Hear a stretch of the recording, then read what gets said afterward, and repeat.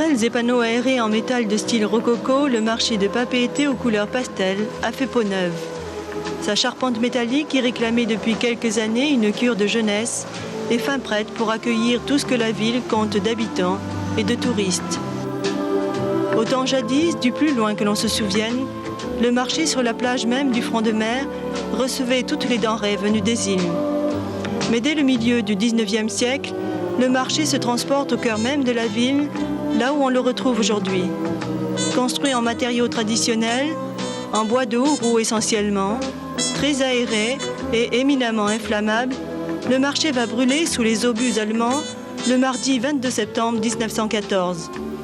Sous l'effet de la brise, le feu va fatalement se rallumer, dévorer tout ce qui reste de la halle et incendier toutes les constructions voisines, déclare le directeur de la poste de l'époque, qui témoigne de l'événement. Mais le marché n'échappera pas à la destruction des flammes. En 1927, finalement, le marché se dote d'une charpente métallique qui reste malgré tout alliée au bois. À partir de là, ce ne seront plus que des modifications qui porteront soit sur les matériaux, soit sur la surface.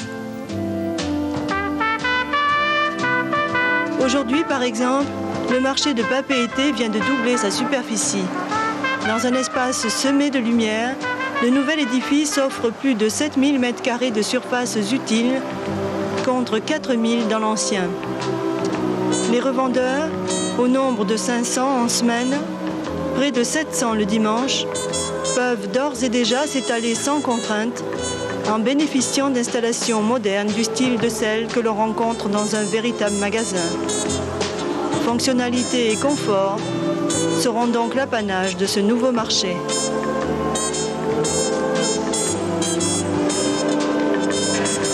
La mezzanine, accessible par un escalier mécanique et réservée aux artisans, cherche encore son âme, mais le cœur y est, et toutes les décorations dont on la part devraient attirer curieux et flâneurs qui ont besoin d'une halte pour souffler entre deux courses dans l'effervescence du rez-de-chaussée.